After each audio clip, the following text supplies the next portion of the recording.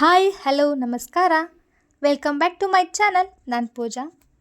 ಇವತ್ತಿನ recipe restaurant ಸ್ಟೈಲಲ್ಲಿ mushroom ಗ್ರೇವಿನ ಮಾಡ್ತಾಯಿದ್ದೀನಿ. ಈ ರೆಸಿಪಿ ತುಂಬ ಟೇಸ್ಟಿಯಾಗಿರುತ್ತೆ. ಸೇಮ್ ರೆಸ್ಟೋರೆಂಟ್ ಸ್ಟೈಲಲ್ಲೇ ಇರುತ್ತೆ. ತಿಂತಾ ಇದ್ದರೆ ಒಂದಲ್ಲ ಎರಡಲ್ಲ ಮೂರು ಚಪಾತಿ ತಿನ್ಬೋದು, ಅಷ್ಟು ರುಚಿಯಾಗಿರುತ್ತೆ. ಹಾಗಿದ್ರೆ ರೆಸಿಪಿನ ಸ್ಟಾರ್ಟ್ ಮಾಡೋಣ ಬನ್ನಿ. ನಾನಿಲ್ಲಿ 2 ಪ್ಯಾಕೆಟಷ್ಟು ಮಶ್ರೂಮ್ನ ತೊಗೊಂಡಿದ್ದೀನಿ. ಈ ಗ್ರೇವಿ ನಮ್ಮ ಮನೇಲಂತೂ ತುಂಬಾ ಇಷ್ಟ ಆಗುತ್ತೆ. ಹಾಗಾಗಿ 2 ಪ್ಯಾಕೆಟಷ್ಟು ಬೇಕಾಗುತ್ತೆ ನಮಗೆ. ನೋಡಿ, ನೀರಲ್ಲಿ ಚೆನ್ನಾಗಿ ವಾಶ್ ಮಾಡ್ಕೋಬೇಕಾಗತ್ತೆ ಮಶ್ರೂಮ್ನ.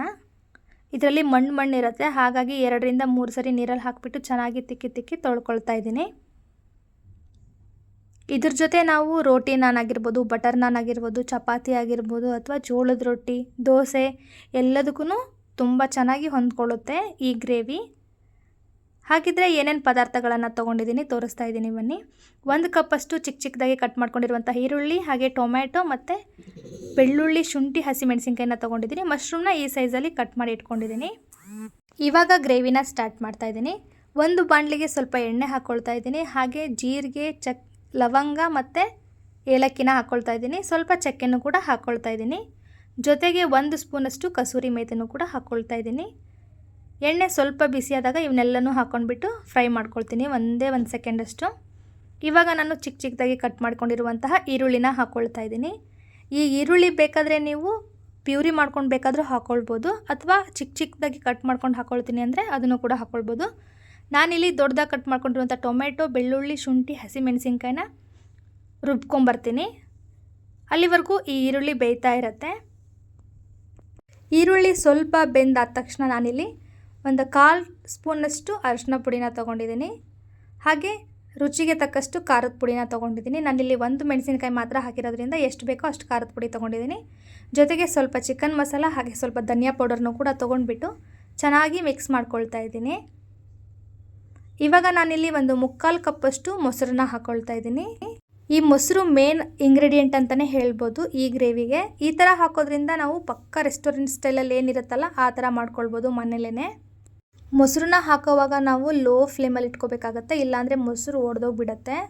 ನಾವು ಈ ಗ್ರೇವಿ ಮಾಡಬೇಕಾದ್ರೆ ಯಾವುದೇ ರೀತಿಯ ಗೋಡಂಬಿ ಯೂಸ್ ಮಾಡಿಲ್ಲ, ಹಾಗೆ ತೆಂಗಿನಕಾಯಿನೂ ಯೂಸ್ ಮಾಡಿಲ್ಲ.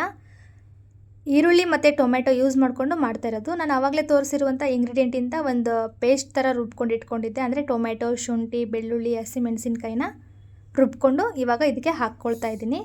ಇದು ಹಸಿ ವಾಸನೆ ಹೋಗೋವರೆಗೂ ನಾವು ಇದನ್ನು ಚೆನ್ನಾಗಿ ಫ್ರೈ ಮಾಡ್ಕೋಬೇಕು. ಎಣ್ಣೆ ಬಿಡೋವರೆಗೂ ಚೆನ್ನಾಗಿ ಮಿಕ್ಸ್ ಮಾಡ್ಕೊಳ್ಬೇಕು.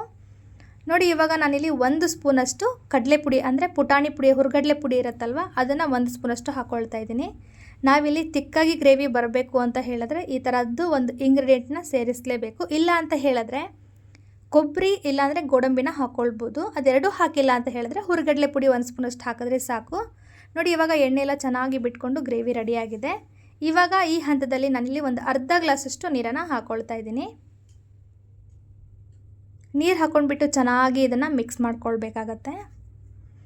ನಾವು ಈ ಗ್ರೇವಿ ಮಾಡಲಿಕ್ಕೆ ತುಂಬ ಕಡಿಮೆ ಇಂಗ್ರೀಡಿಯೆಂಟ್ನ ಯೂಸ್ ಮಾಡಿಬಿಟ್ಟು ಗ್ರೇವಿ ಮಾಡ್ತಾ ಇರೋದು, ಆದರೆ ಟೇಸ್ಟ್ ಮಾತ್ರ ಸಖತ್ತಾಗಿತ್ತು. ಒಂದು ಸರಿ ಈ ವಿಧಾನದಲ್ಲಿ ಟ್ರೈ ಮಾಡಿಬಿಟ್ಟು ಹೇಗಿತ್ತು ಅಂತ ನನಗೆ ಕಮೆಂಟ್ ಮೂಲಕ ತಿಳಿಸಿ.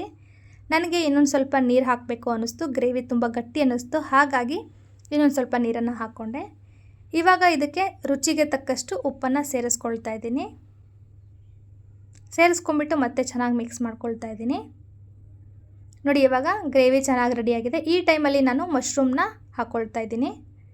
ನಾನು ಮಶ್ರೂಮ್ ನೋಡಲಿಕ್ಕೆ ಚೆನ್ನಾಗಿ ಕಾಣುತ್ತೆ ಅಂತ ಹೇಳಿಬಿಟ್ಟು ಈ ಥರ ಶೇಪಲ್ಲಿ ಕಟ್ ಮಾಡಿ ಇಟ್ಕೊಂಡಿದ್ದೀನಿ. ನಿಮಗೆ ಯಾವ ಥರ ಈಸಿ ಆಗುತ್ತೋ ಆ ಶೇಪಲ್ಲಿ ಕಟ್ ಮಾಡ್ಕೊಳ್ಳಿ. ಈ ಗ್ರೇವಿನ ನಾನು ಸ್ವಲ್ಪ ತಿಳುವಾಗಿಯೇ ಮಾಡ್ಕೊಂಡಿದ್ದೆ. ಯಾಕಂದರೆ ನನಗೆ ರೈಸ್ ಜೊತೆ ಆಗಿರ್ಬೋದು, ಮುದ್ದೆ ಜೊತೆ ಆಗಿರ್ಬೋದು, ಚಪಾತಿಗಾಗಿರ್ಬೋದು, ಮೂರಕ್ಕೂ ಹೊಂದ್ಕೊಳೋ ಥರ ಬೇಕಿತ್ತು. ಹಾಗಾಗಿ ನಾನು ಈ ರೀತಿ ಮಾಡ್ಕೊಂಡಿದ್ದೀನಿ. ನಿಮಗೆ ಈ ಥರ ತಿಳುವಾಗಿ ಬೇಡ, ಇನ್ನೂ ಗಟ್ಟಿ ಬೇಕಂದರೆ ಸ್ವಲ್ಪ ನೀರನ್ನು ಕಮ್ಮಿಯಾಗಿ ಹಾಕ್ಕೊಳ್ಳಿ. ನೋಡಿಲಿ, ನಾನು ಕೊನೆಗೆ ಸ್ವಲ್ಪ ಕಟ್ ಮಾಡ್ಕೊಂಡಿರುವಂತಹ ಕೊತ್ತಂಬರಿ ಸೊಪ್ಪನ್ನು ಕೂಡ ಹಾಕ್ಕೊಳ್ತಾ ಇದ್ದೀನಿ. ಈ ಟೈಮಲ್ಲಿ ಹಾಕೋದ್ರಿಂದ ಕೊತ್ತಂಬರಿ ಫ್ಲೇವರ್ ತುಂಬ ಚೆನ್ನಾಗಿ ಬರುತ್ತೆ ಗ್ರೇವಿನಲ್ಲಿ. ಹಾಗಾಗಿ ನೋಡಿ, ಇದನ್ನು ಹಾಕಿಬಿಟ್ಟು ಚೆನ್ನಾಗಿ ಒಂದ್ಸರಿ ಮಿಕ್ಸ್ ಮಾಡ್ಕೊಂಡ್ಬಿಟ್ರೆ ರುಚಿಯಾಗಿರುವಂತಹ ರೆಸ್ಟೋರೆಂಟ್ ಸ್ಟೈಲಿನ ಮಶ್ರೂಮ್ ಗ್ರೇವಿ ರೆಡಿಯಾಗಿಬಿಡತ್ತೆ. ಈ ಗ್ರೇವಿ ಮಾಡೋದಕ್ಕೆ ತುಂಬ ಕಡಿಮೆ ಪದಾರ್ಥಗಳನ್ನ ಯೂಸ್ ಮಾಡಿರೋದ್ರಿಂದ ಬೇಗನೂ ಕೂಡ ಮಾಡ್ಕೊಳ್ಬೋದು. ಈ ರೆಸಿಪಿ ಇಷ್ಟ ಆಗಿದ್ದರೆ ದಯವಿಟ್ಟು ಲೈಕ್ ಮಾಡಿ, ಶೇರ್ ಮಾಡಿ, ಹಾಗೆ ಕಮೆಂಟ್ ಮೂಲಕ ನನಗೆ ತಿಳಿಸಿ ಹೇಗಿತ್ತು ಗ್ರೇವಿ ಅಂತ.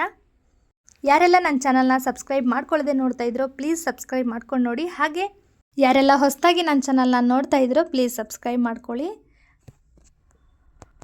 ನೋಡಿ ಇವಾಗ ಗ್ರೇವಿ ಅಂತೂ ಫುಲ್ಲಿ ರೆಡಿಯಾಗಿದೆ. ಈ ಗ್ರೇವಿನ ರೋಟಿ ಜೊತೆ ಆಗಿರ್ಬೋದು, ಬಟರ್ ನಾನ್ ಜೊತೆ ಆಗಿರ್ಬೋದು, ಅಥವಾ ಗಾರ್ಲಿಕ್ ನಾನ್ ಜೊತೆ ಆಗಿರ್ಬೋದು, ಚಪಾತಿ ಜೊತೆ ಆಗಿರ್ಬೋದು, ದೋಸೆ, ಮುದ್ದೆ, ರೈಸ್ ಎಲ್ಲದಕ್ಕೂ ಸೂಟಬಲ್ ಆಗುವಂತಹ ಗ್ರೇವಿ ಇದಾಗಿರುತ್ತೆ. ಐ ಹೋಪ್ ಈ ವಿಡಿಯೋ ನಿಮಗೆ ಇಷ್ಟ ಆಗಿದೆ ಅಂದ್ಕೊಳ್ತೀನಿ. ಮತ್ತೊಂದು ವಿಡಿಯೋಂದಿಗೆ ಮತ್ತೆ ಸಿಗ್ತೀನಿ. ಅಲ್ಲಿವರೆಗೂ ಟೇಕ್ ಕೇರ್. ಬಾಯ್.